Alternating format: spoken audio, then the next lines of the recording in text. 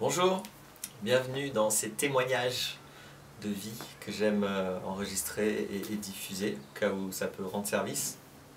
Le thème aujourd'hui va être la dépendance affective, ou le manque affectif, c'est-à-dire cette posture de vie non volontaire, non voulue, même parfois non consciente, qui consiste à avoir un tel manque, un tel creux en soi que on va trouver tout à fait naturel, normal de chercher à peu près une seule chose finalement, c'est d'être comblé, c'est que ce manque soit comblé, c'est d'être rempli, c'est de se trouver enfin entier. Bon, il y a plein de vocabulaire, on va venir sur les conséquences, les vécus à la fin, mais j'avais envie de pas être trop idéologique, de montrer concrètement comment ça se passe, comment ça se construit, comment ça démarre, c'est quoi concrètement le manque affectif. Pour ça, il s'agit de bien distinguer la différence qu'il y a entre avoir besoin et manquer de. Voilà, un être humain, c'est une structure vivante qui a des besoins, c'est naturel, c'est sain, il est tout à fait adapté pour pouvoir répondre à ses besoins. Et parfois, dans ce processus-là, d'avoir des besoins et de chercher à y répondre, il y a d'énormes décalages, d'énormes dérives qui se mettent en place. Et qui vont faire qu'on n'est plus dans la vie naturelle, mais qu'on part dans des délires, dans des illusions, dans des faux besoins, avec des faux comportements pour les remplir, ce qui est un puits sans fond, parce que les faux besoins ne sont jamais remplis par rien, puisqu'ils sont faux. Le faux besoin, la seule solution, c'est d'aller regarder en quoi il est une illusion et en quoi, en fait, il y a un vrai besoin qui, lui, demande à être rempli et comment. Donc, quand je mélange l'expérience d'avoir besoin et de manquer d'eux,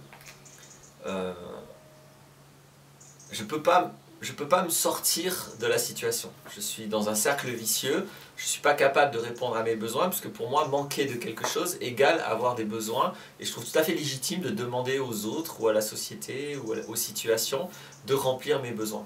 Et cette posture, elle est incroyablement souffrante, douloureuse, parce que, encore une fois, c'est un puits sans fond. Donc, on peut rester emprisonné dans une force de légitimité, de demande permanente, d'attente permanente, qui ne seront jamais remplies.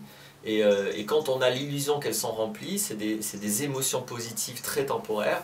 On va se sentir en sécurité, on va se sentir comblé, on va être fier d'enfin avoir obtenu quelque chose. Et ce sont que des émotions. Si on les écoute, ne sont là pas du tout pour dire que ça y est, tout va bien. Elles sont là pour dire mais il y a un manque. Si je me sens rassuré, c'est qu'il y a un manque. Ça, on l'a bien vu, allez voir d'autres vidéos sur l'aspect émotionnel de ça.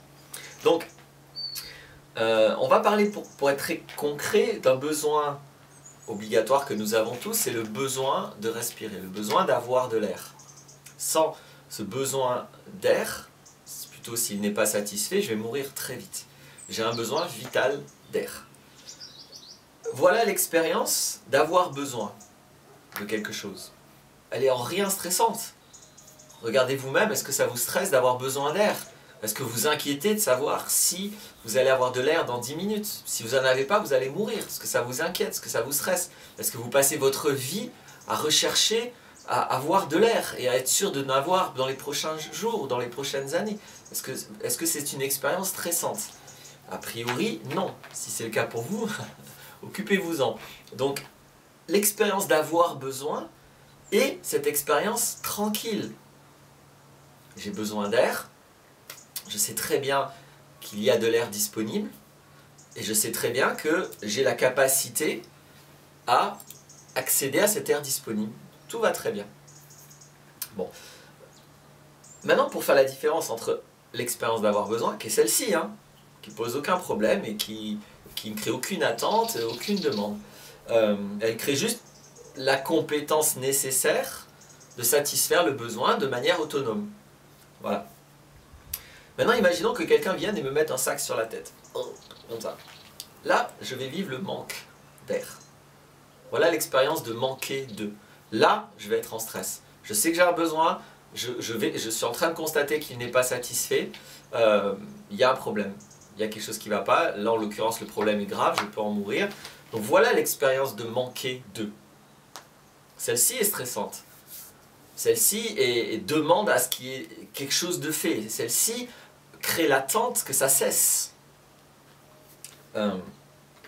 Maintenant, bon, imaginons que j'en meurs pas, la personne qui m'a mis le sac sur la tête, c'était juste pour me faire une expérience, elle l'enlève. Ce qui est très très important de comprendre, c'est que j'ai deux manières, psychologiquement, d'intégrer cette expérience de manquer de. Pendant un moment, j'ai manqué de satisfaction d'un besoin.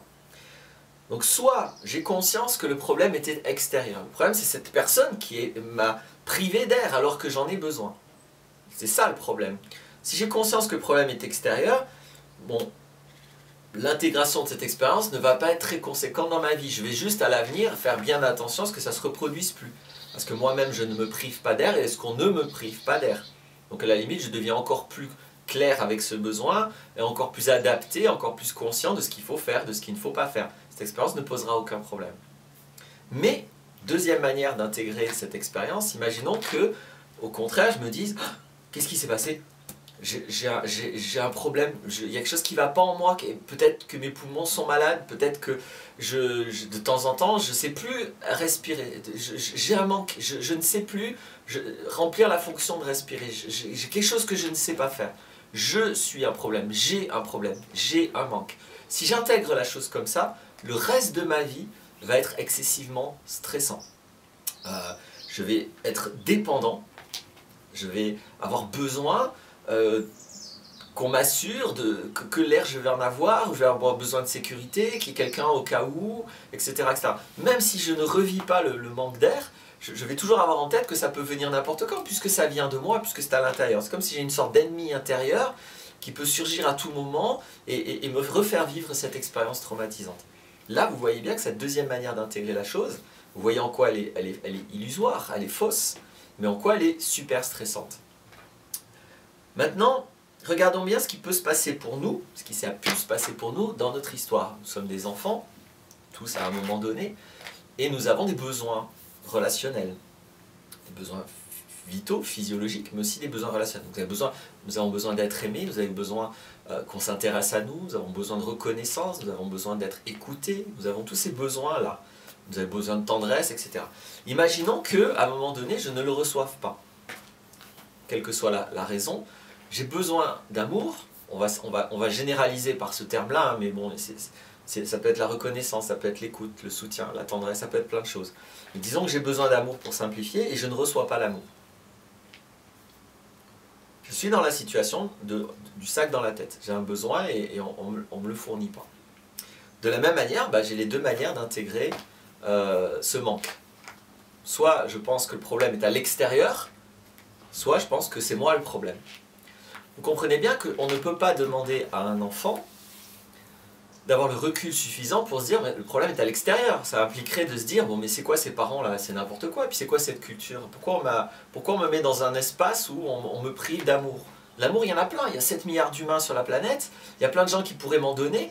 Pourquoi on me met ces deux personnes-là? C'est mon père et ma mère qui ne m'en donnent pas, ou peu importe la situation, où on me met à l'école, pourquoi on fait ça? Donc l'enfant ne peut pas prendre du recul, contester et critiquer sa culture.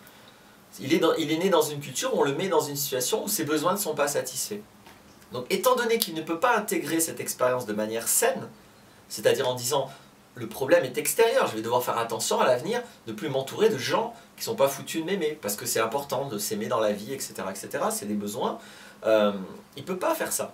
Donc la seule solution qu'il nous reste, quand tout ça nous arrive dans notre enfance, c'est d'imaginer que c'est moi le problème, je ne suis pas aimable. Je ne me suffis pas à moi-même, je ne suis pas assez appréciable pour qu'on m'aime, pour qu'elle s'intéresse à moi, il y a quelque chose qui ne va pas. Je vais imaginer ça. C'est une illusion, c'est un quiproquo total par rapport à la situation réelle, mais c'est ce que la plupart des enfants vont intégrer quand ils se retrouvent en situation de manque relationnel.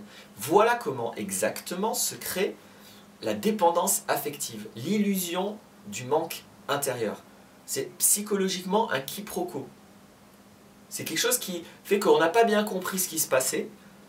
au lieu de comprendre que le problème était extérieur, était dans une relation donnée, dans une situation donnée, on va imaginer que le problème c'est nous. Et on va se penser incompétent à être aimé, ou à être désiré, ou à être compris, ou à être reconnu, ou à être intéressant, etc. etc. Donc il y a toutes les nuances, hein, mais ça va devenir un traumatisme, on peut parler de névrose, on peut parler d'ego, c'est une cristallisation à un problème parce qu'il est urgent, c'est important que mes relations soient satisfaisantes et là elles ne le sont pas. Donc, mes besoins relationnels ne sont pas comblés, je vais créer ce manque affectif.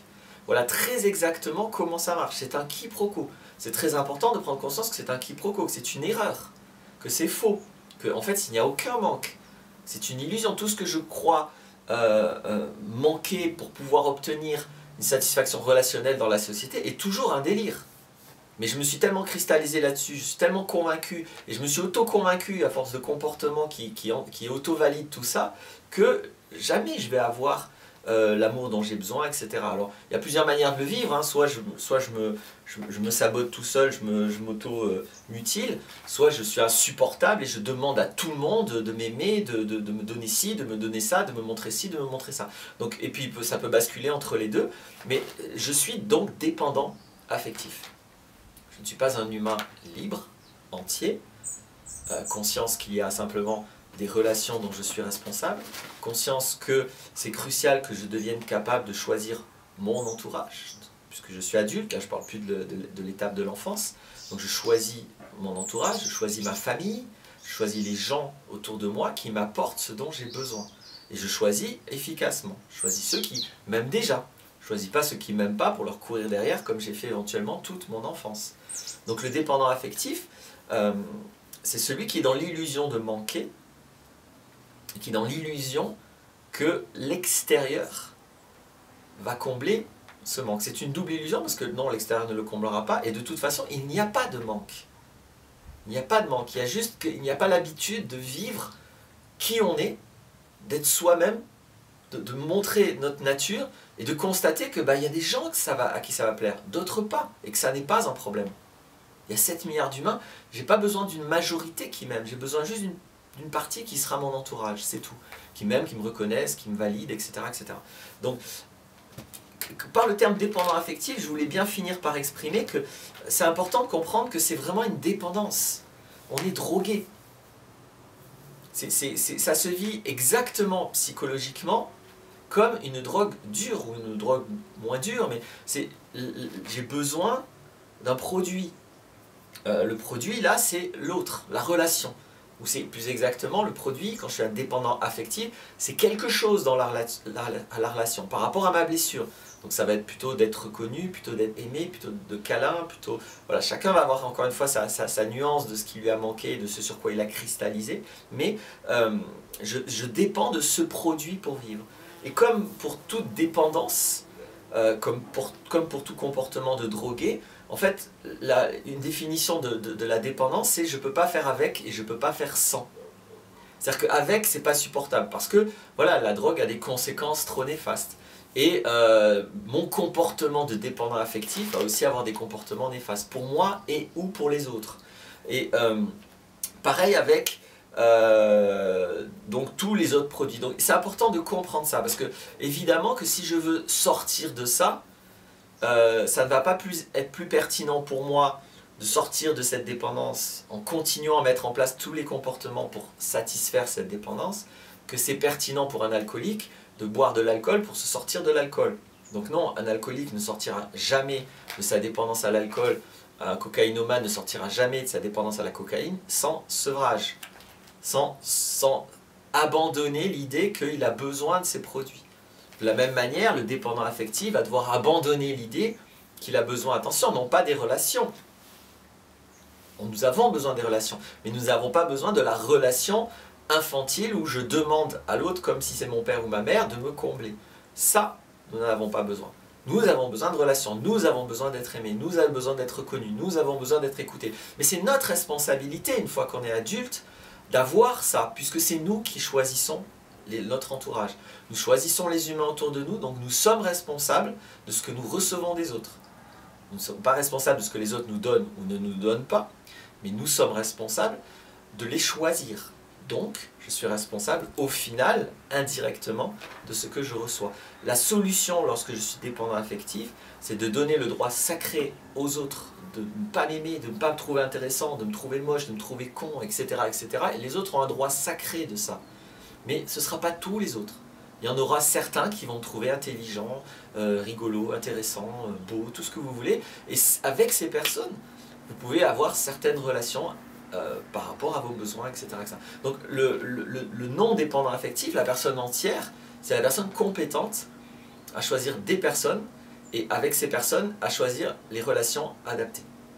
Voilà, c'est un sujet assez touffu, assez dense. J'ai parlé un peu vite comme d'habitude, j'espère que pour autant vous pouvez réécouter la vidéo éventuellement. Vous pouvez poser des questions aussi, hein, n'hésitez pas à questionner, je réponds aux questions. Et voilà, j'espère que dans tous les cas, ceci a été suffisamment concret pour être utile. Au revoir, à bientôt.